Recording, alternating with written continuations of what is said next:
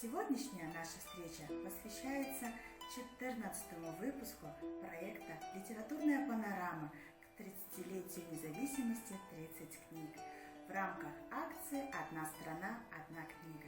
И сегодня с вами я, библиотекарь Центральной детской библиотеки города Абая Алия Ашимова.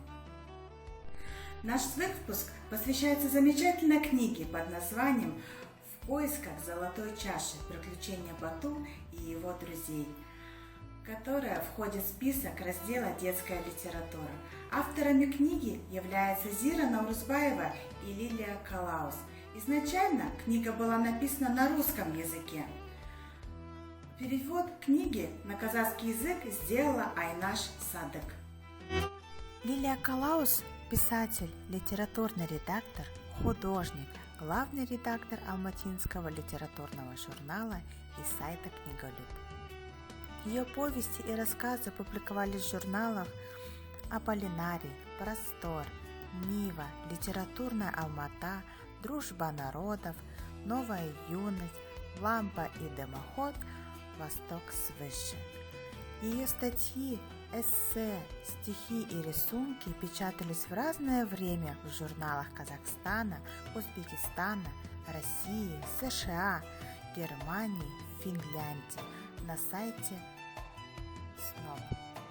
Всего ею было выпущено 4 книги прозы и стихов. Зира Наурузбаева – исследователь казахской мифологии, писатель, киносценарист, переводчик, кандидат философских наук, лауреат национальной премии конкурса «Алтын Адам. Золотой человек» в 2014 году за цикл передач о казахской традиционной музыке «Талсын Перне» на радио «Классика». Рассказ «Соперница» в переводе на английский стал в США лауреатом Best Asian Short Stories в 2019 году.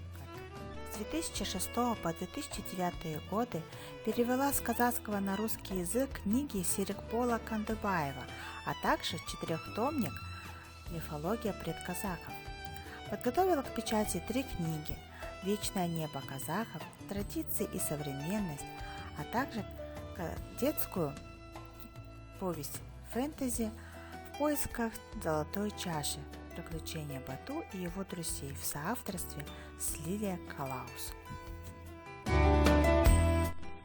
Детская книга написана в жанре фэнтези с элементами экшена и детского детектива. Рассказывает о приключениях современного городского мальчика Бату и его друзей. Школьники знакомятся со Спаром, царевичем Масагетов, и вместе с ним отправляются искать таинственно исчезнувшую в древности священную золотую чашу мудрости и справедливости, символ мира и согласия. У Бату возникает идея о том, где искать этот волшебный артефакт. Однако загадочное предсказание, которое услышали ребята, меняет планы друзей.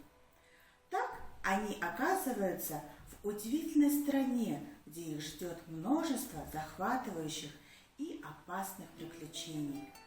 События повести тесно связаны с сюжетами казахской мифологии, культурными традициями казахского народа и его историей. Поэтому читатель любого возраста найдет для себя много интересной информации. Уважаемые друзья, знакомство с книгами продолжается, но уже в следующем выпуске проекта «Литературная панорама к 30-летию независимости 30 книг». А я прощаюсь с вами